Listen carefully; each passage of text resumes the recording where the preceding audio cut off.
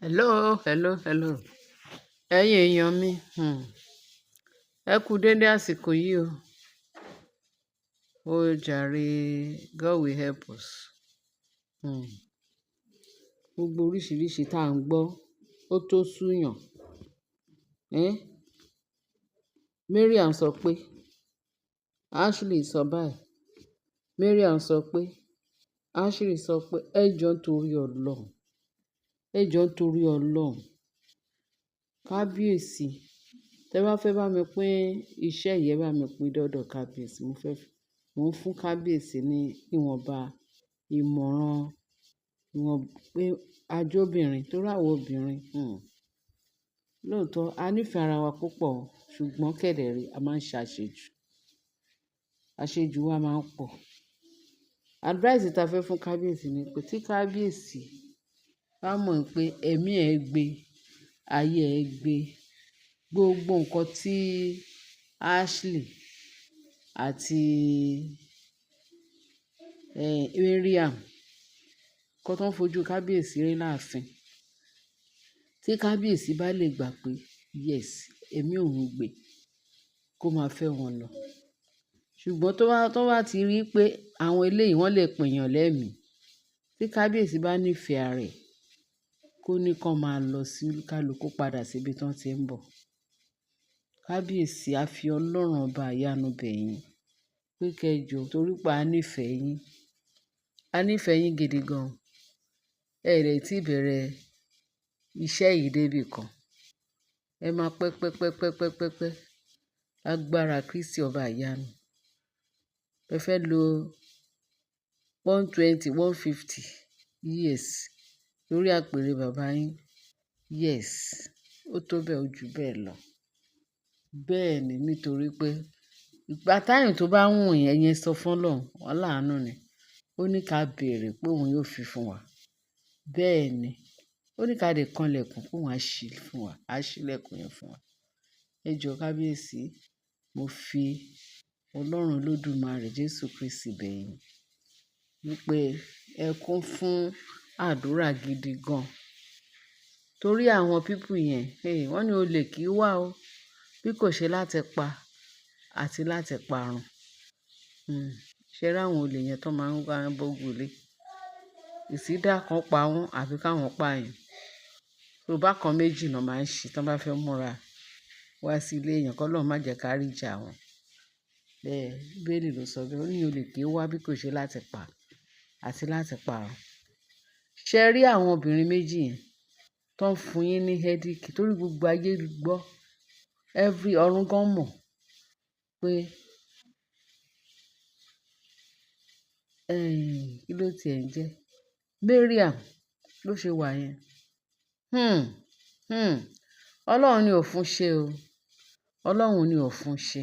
Tọ́lọ́run bá fún ṣe, tí ẹ ju apààyàn lọ.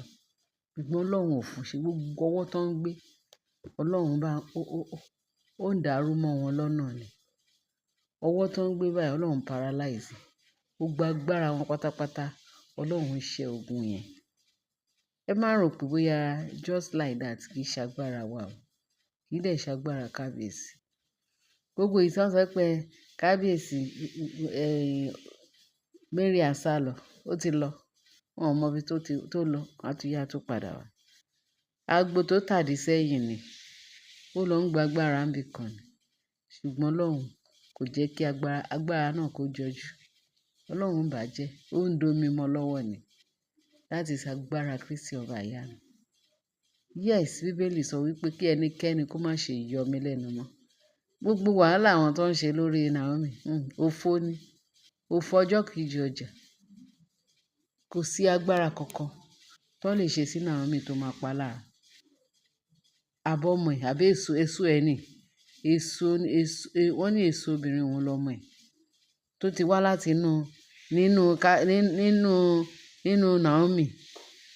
Àfi tó wá pé counterfeit ọmọ ni. Bẹ́ẹ̀ tó wá pé ẹ̀jẹ̀ Naomi ni. Tó wá pé inú Naomi lọmọ yẹn ti jáde. Ó ti di part and parcel of ẹ̀jẹ̀. Part and parcel ẹ̀jẹ̀ Naomi òun ni Tádé ní ká. Kò sí ohun ìjà olóró kan tó lè ṣe sí tó máa pa lára. Torí pé èso ẹ̀ ni. So pẹ̀lú bọ́n ṣe gbógun tó, òfo náà máa ń mú ọjọ́ kejì ọjà. Bẹ́ẹ̀ ni. Bákan náà kábíyèsí, ẹ sánmọ̀ gbogbo ọkàn yín, ẹ pápọ̀ sójú kan. Bíbélì náà tún sọ fún wa, kábíyèsí ẹ gbọ́ mi, pé tí ọwọ́ ọ̀tún wa tó bá jẹ́ pé ó fẹ́ mú wa kọsẹ̀, pé ká gé kúrò. Ó sàn ju kí a fi ọwọ́ kan ká fi wọ ìjọba ọ̀run, ju pé kí méjèèjì kó pé ká fi wọ inú iná ọ̀run àpáàdì. Fún ẹ̀ṣẹ̀, fún ìdọ̀tí, fún gbogbo ìríra. Kò yẹ kí ká kúkú tọ́jú ọwọ́ méjèèjì yẹn. Ó sàn fún wa pé tó bá jẹ́ pé kan ló fẹ́ mú wa dé ìjọba ọ̀run, ẹ jẹ́ ká gé kan yẹn kúrò, ká fi kan yẹn wọ inú ìjọba. Tó bá jẹ́ pé méjèèjì ló fẹ́ mú wa kọsẹ̀ lọ sí ìjọba ọ̀run àpáàdì, ó kù kíní wa. Ṣùgbọ́n ẹni tó bá, wọ́n ní ká wo, ẹ wo bí Ọlọ́run ṣe wà yẹn.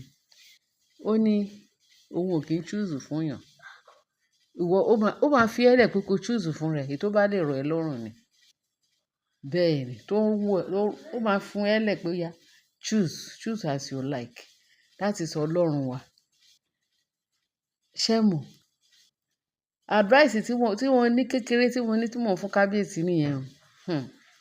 Kábíyèsí, bíbélì náà ló tún sọ fún wa pé tí wá pé ojú ẹyọ kan ló fẹ́ mú wa ká má lè wọ ìjọba ọ̀run, ó ní ká túbọ̀ ká kúkú.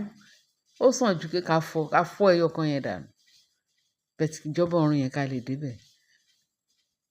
So kábíyèsí, anything tó bá máa cause yín, tó bá máa mú yín láti sọ wípé àwọn obìnrin méjì yìí kì í ṣe èèwọ̀ náà. Kì í ṣe èèwọ̀. Kò dẹ̀ sí nǹkan tó wà níbẹ̀ tó jẹ́ pé ó burú níwájú Ọlọ́run. Bíbélì ni mo fi ń ṣàlàyé fún kábíyèsí. Bẹ́ẹ̀ ni.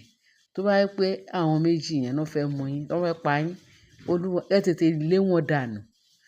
Kábíyèsí, ẹ lé wọn dànù. Torí ikú ni wọ́n kàn ń ṣàrùn. Wọ́n ní kò sí bí èèyàn ṣe lè ṣe èbòlò. Kò sí bí ẹ ṣe lè fọ́ títí, ó gbọdọ̀ rùn gbẹ ni. Irú ìtàn máa sọ pé wọ́n bẹ Naomi léèní. Naomi ń bá wọn bẹ̀bẹ̀. Kábíyèsí ẹ fi wọ́n lẹ̀. Nǹkan tó bá wọn ẹlẹ́nu ni kó sọ. Naomi kò gbọdọ̀ dá sí ọ̀rọ̀ yìí rárá. Kó gba ẹ̀mí Ọlọ́run láàyè. Kò sẹ́ni tó máa sọ fún Naomi pé torí àwọn gbọ́ pé wọ́n ní kíní kan. Ọlọ́run ṣàánú. Pé torí pé Naomi ló fẹ́ ṣe gbogbo ayé ibẹ̀ ní ààfin. Ṣé òun nìkan lè dúró sáàfin, àbí òun nìkan ló lè jẹ gbogbo ogun kábíyèsí? No now. Kò ní ìdí kí Naomi máa dá sọ̀rọ̀ yìí. Naomi gan ló yẹ kó máa sọ fún Ọlọ́run pé Olúwa, ìfẹ́ ẹ ni kó ṣẹ. Tó bá lọ ń bá wọn dá sí, kí ló fẹ́ dá sí? Attempt to kill àwọn people yẹn. Wọ́n ní ẹni tó bá yáwọ́ ni Jésù ń gbè. Torí àwọn kan máa sọ pé ẹni yáwọ́ lògùn. No, Jésù, ẹni yáwọ́ ni Jésù ń gbè. Ọlọ́run ti sọ fún wa pé a gbọdọ̀ jẹ́ kí ohunkóhun kó dènà wa. Tá bá rí nǹkan kan tó fẹ́ dènà ìgbésí ayé wa láti wọ ìjọba ọ̀run, ó ní ká mú kúrò. Ká mú yẹn kúrò lọ́nà. Gẹ́gẹ́ bí a ṣe sọ wípé tó wá jẹ́ ọwọ́ ọ̀tún wa ni ẹ gé kúrò. Tó fẹ́ mú wa kọsẹ̀, ká má lè gba Ọlọ́run gbọ́, ká má lè dé ìjọba ọ̀run, ẹ jẹ́ ká gé kúrò. Ṣó yé wa? Ẹ jọ̀ọ́ kábíyèsí. Èmi sọ wípé àwọn méjì yẹn ikú ni wọ́n ń ṣàrùn.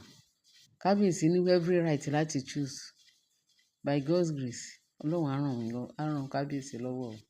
Á ràn wọn àti Naomi lọ́wọ́. Torí àwọn people yẹn wọ́n ti ṣe nǹkan tó tiẹ̀ máa fi banish wọn kúrò nílùú.